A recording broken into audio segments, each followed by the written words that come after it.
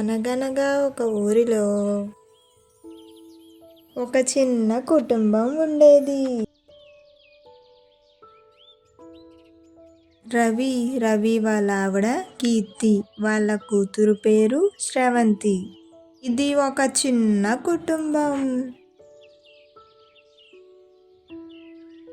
కీర్తి శ్రవంతితో ఇలా అంటుంది, చూడమ్మా శ్రవంతి, పక్కింటి ఆవిడ వచ్చి నాతో ఇందాక ఏమనిందో తెలుసా? అసలు వాళ్ళ అమ్మాయి ఫస్ట్ ర్యాంక్ తెచ్చుకుంటుందంట, చాలా బాగా చదువుతుందంట. ఇందాక నాతో ఆవిడ ఎలా చెప్తుందో తెలుసా?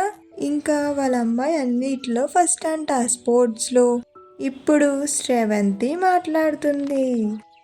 అవునా అమ్మా, అయితే చాలా మంచిదే కదమ్మా. కానీ నన్ను ఎందుకు ఎప్పుడూ ఒకరితో కంపేర్ చేస్తావమ్మా? అలా కంపేర్ చేయడం నాకు నచ్చదమ్మా. ఎన్నిసార్లు చెప్పానమ్మా నీతో?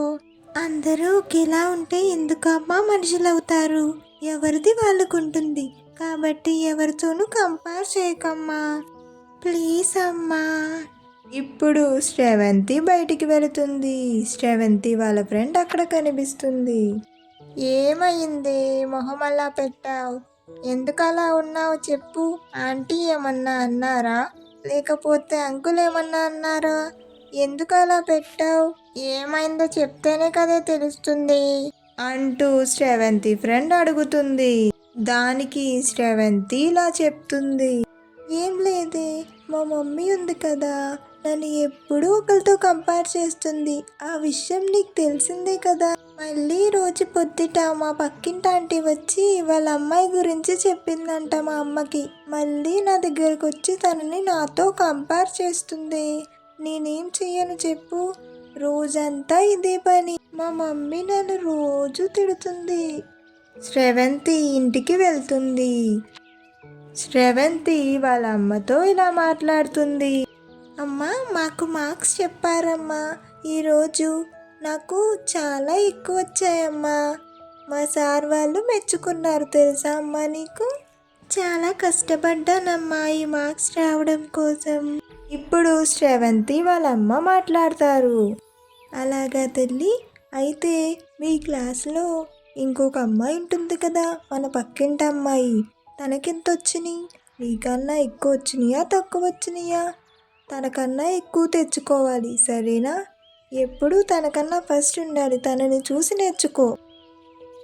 వాళ్ళ అమ్మ చెప్పిందని తను చాలా కష్టపడుతుంది. తను టిఫిన్ కూడా చేయకుండా, నైట్ భోజనం చేయకుండా ఇంకా చదువుకుంటూనే ఉంటుంది. వాళ్ళ అమ్మ చెప్పిన మాటలు విని రాత్రంతా అలాగే చదువుకుంటూ ఉంటుంది.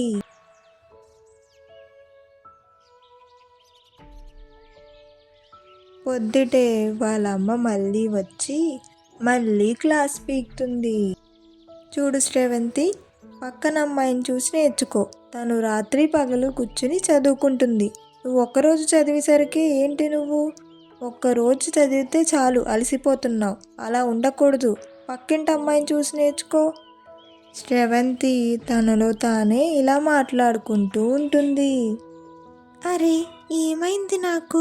అమ్మెందుకు ఇలా రోజు తిడుతుంది? ఏం చేయాలి నేను? బాగానే చదువుతున్నాను కదా, అయినా సరే వాళ్ళతో వీళ్ళతో కంపేర్ చేస్తుంది. ఎందుకో అర్థం కావడం లేదు. ఏం చెయ్యను నేను ఇంకా? శ్రవంతి ఎప్పుడు వెళ్ళే ప్లేస్కి వెళ్ళి తనలో తానే బాధపడుతూ ఉంటుంది.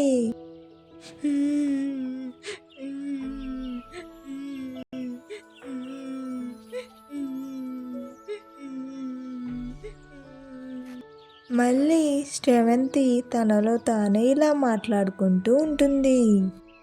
ఏదైతే అదైంది. ఇంకా నేను అమ్మని బాధ పెట్టకుండా చదువుకుంటాను. అమ్మని బాధ పెట్టకూడదు. నేను ఇంకా కష్టపడి చదువుకోవాలి అంటూ తనలో తానే శ్రవంతి ఇలా మాట్లాడుకుంటూ బాధపడుతూ ఉంటుంది. ఇప్పుడు శ్రవంతి వాళ్ళమ్మ శ్రవంతితో ఇలా చెప్తూ ఉంటుంది.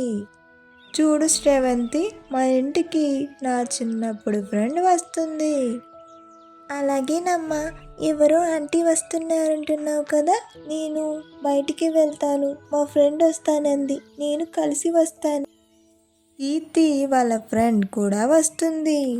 వాళ్ళిద్దరూ చాలా రోజులైందనుకుని వాళ్ళిద్దరిని ఒకరికొకరు చూసుకుంటూ ఉంటారు. ఇప్పుడు కీర్తి ఇలా అంటుంది, ఇన్ని రోజులైందే నిన్ను కలిసి నిన్ను చూసి. మన చిన్నప్పుడు ఎప్పుడో కలిసాము, మళ్ళీ ఇప్పుడు కుదిరింది. ఎలా ఉన్నావి? ఎలా చిక్కిపోయావో చూడు, తినడం లేదా అసలు? ఎన్ని రోజులైంది నువ్వు వచ్చి, అయినా ఇప్పుడా రావడం నువ్వు మా ఇంటికి? అవునే, నేను నిన్ను చూసి చాలా రోజులైపోయింది. నేను బాగానే ఉన్నాను, కానీ నువ్వే కొంచెం విచిత్రంగా ప్రవర్తిస్తున్నావని నాకు తెలిసింది. ఏంటి సంగతి? మీ అమ్మాయి కనిపించడం లేదు, ఎక్కడుంది ఏంటి? అయినా నువ్వు ఈ మధ్య మీ అమ్మాయిని వేరే వాళ్ళతో పోల్చుతున్నావంట కదా? అలా కంపేర్ చేయకూడదు, అది చాలా తప్పు, తెలిసిందా? పిల్లల్ని ఎప్పుడూ అలా చెయ్యకు. ఏమైందమ్మా? ఎవరు నువ్వు? ఇక్కడేం చేస్తున్నావు? ఎందుకు ఒంటరిగా బాధపడుతున్నావు? నాకు చెప్పు. నేను తీర్చే సమస్య అయితే నేను తీరుస్తాను తల్లి.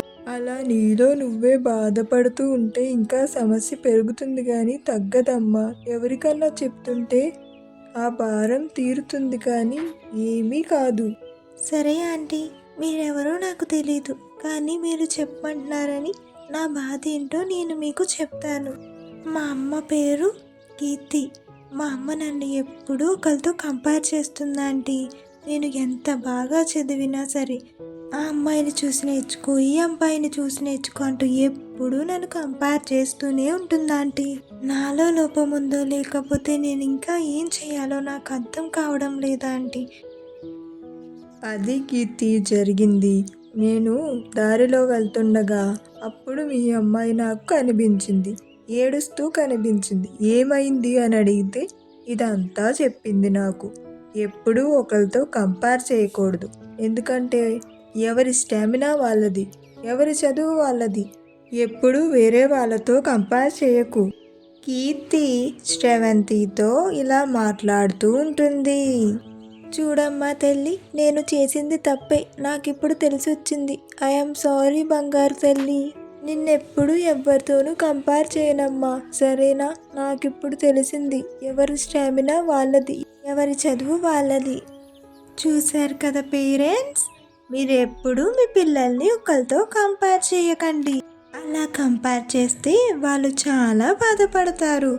వాళ్ళ ఎగ్జామ్లో తక్కువ మార్క్స్ తెచ్చుకున్నారనుకోండి, ఇంకా బాగా తెచ్చుకోవాలి నాన్న అని చెప్పి వాళ్ళని ఎంకరేజ్ చేస్తూ ఉండండి.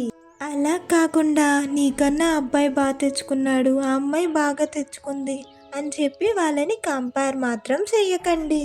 అలాగే ఈ వీడియోలో చూశారు కదా, శ్రవంతి వాళ్ళ మమ్మీ అందరితో ఎలా కంపేర్ చేశారో, అలా మాత్రం మీరు ఎప్పటికీ చేయకండి. అలాగే మా ఛానల్ని చాలామంది చూస్తున్నారు కానీ సబ్స్క్రైబ్ చేసుకోవడం లేదు. ప్లీజ్ సబ్స్క్రైబ్ చేసుకోండి ఫ్రెండ్స్. అండ్ ఈ వీడియో నచ్చినట్టయితే లైక్ చేయండి.